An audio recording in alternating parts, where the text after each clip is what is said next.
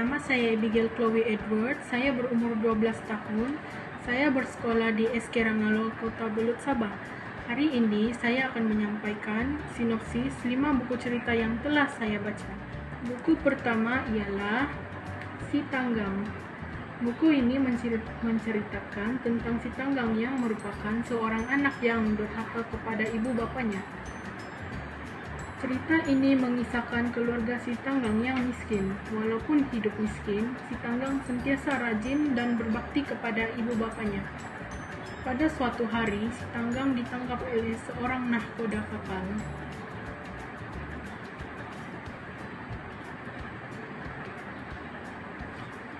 Mulai dari itu, si Tanggang bekerja di kapal tersebut. Nahkoda kapal tertarik dengan kerajinan si Tanggang, lalu menjodohkan si Tanggang dengan anak saudagar Biram yang cantik bernama Puspasari. Suatu hari, si Tanggang telah singgah di kampung halamannya.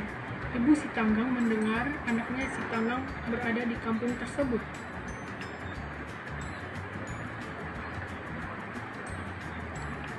Ibu si Tanggang bergegas mencari Tanggang, namun begitu si Tanggang malu mengaku bahwa perempuan tua itu adalah ibunya.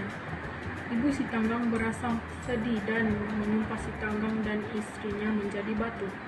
Pengajaran daripada cerita ini ialah kita mestilah sentiasa mengenang jasa ibu bapa kita. Saya bertajuk Lengloi Sepanama. Buku ini menceritakan tentang kisah seorang pelajar berusia 15 tahun bernama Aili. Aili seorang pelajar yang rajin dan pintar. Dia bersahabat baik dengan Maimunah dan Siti Khadijah. Dia selalu bermurah hati kepada kawan-kawannya. Pada suatu hari, ayah Aili telah diberhentikan kerja karena syarikat tempat ayahnya bekerja telah ditutup. Ibunya pula telah diserang sakit jantung dan dihantar ke hospital. Dalam situasi seperti itu, Aili tidak patah semangat. Dia berusaha membantu keluarganya dengan bekerja selepas waktu sekolah di kedai kek milik Puan Wong tanpa memberitahu keluarga dan rakan-rakannya. Aili juga membawa adik-adiknya membuat kerja-kerja rumah dan membantu adik-adiknya belajar.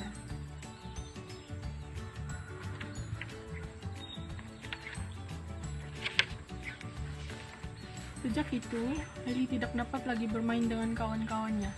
Aili juga berubah menjadi seorang yang pemarah dan tidak menghiraukan kawan-kawannya. Ini menyebabkan kawan-kawan Aili merasa hairan dengan perubahan Aili. Pada hari seterusnya, keluarga Maimunah pula mengalami musibah.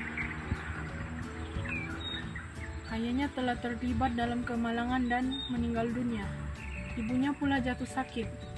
Pihak sekolah telah merancang mengadakan jualan amal untuk membantu Maimunah.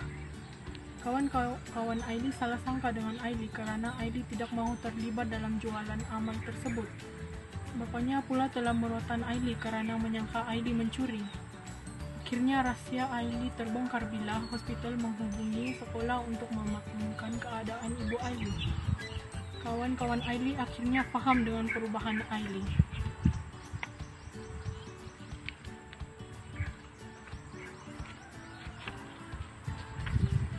Selepas jualan amal, pihak sekolah akan mengumumkan bahwa hasil jualan tersebut dibahagi dua, yaitu untuk keluarga Maimunah dan untuk keluarga Aili.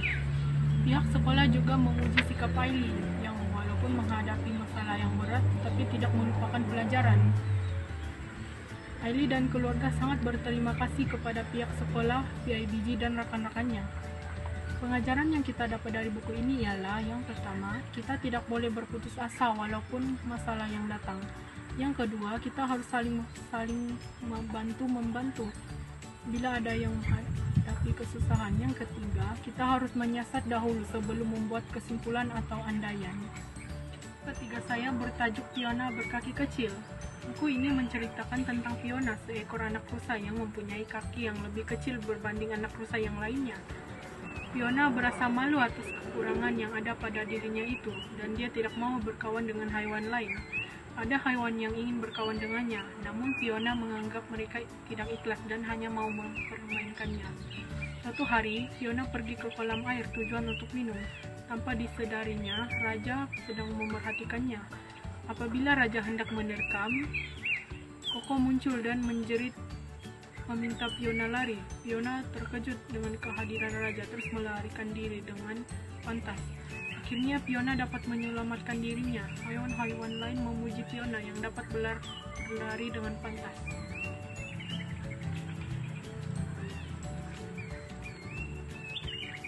Fiona tidak menyangka bahwa kakinya yang cacat itu mempunyai kelebihan lain.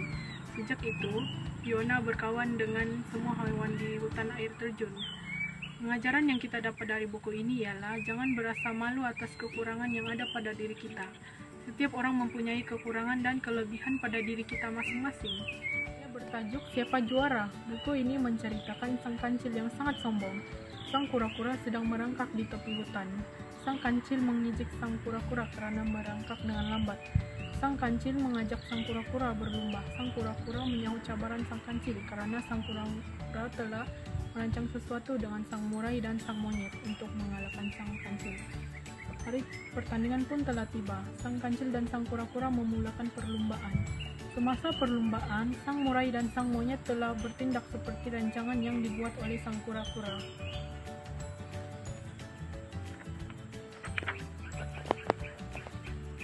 Di akhir perlombaan, sang kura-kura telah menjadi juara karena sang kancil telah terpedaya dengan rancangan sang kura-kura dan kawan-kawannya.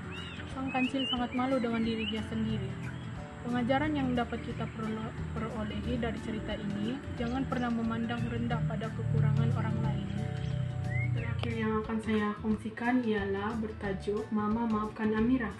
Cerita ini mengisahkan tentang seorang pelajar perempuan bernama Amira. Amira seorang yang sangat nakal. Ibu Amira selalu memarahi dan menasihati Amira, tetapi tidak diendahkan oleh Amira. Pada suatu hari, Amira dikejutkan dengan berita kemalangan ibunya. Ibu Amira telah koma. Adik-beradik ibunya tiada yang mau menjaga Amira dan Najwa adiknya. Oleh itu, Amira terpaksa menjalankan tanggung jawabnya, menggantikan ibunya mengurus adiknya dan membuat kerja-kerja rumah. Seminggu selepas itu, Najwa telah jatuh sakit karena terlalu rindukan ibunya. Amira terpaksa menghantar Najwa ke rumah paklongnya karena dia menghadapi ujian. Semasa di rumah paklongnya, Najwa telah pingsan di luar rumah paklong setelah diusir oleh maklongnya.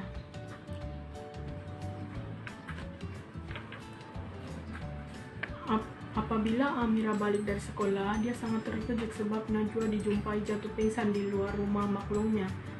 Cikgu Julia yang kebetulan melalui tempat tersebut telah membantu Amira membawa Najwa ke hospital. Amira telah mengunjungi ibunya yang koma. Dia menangis karena terkenangkan sikapnya yang nakal dan menyesal. Karena sebelum ini telah menyakitkan hati mamanya. Tiba-tiba jari ibunya bergerak. Amira dan Najwa sangat gembira karena ibunya telah sadar. Amira mengambil kesempatan itu meminta maaf kepada ibunya dan berjanji akan menjadi budak baik selepas itu. Pengajaran yang kita dapat dari cerita ini ialah kita harus mendengar nasihat orang tua dan guru-guru kita. Kita perlu bertanggung jawab membahagiakan keluarga kita dengan belajar bersungguh-sungguh. Begitulah sinopsis 5 buku cerita yang telah saya baca.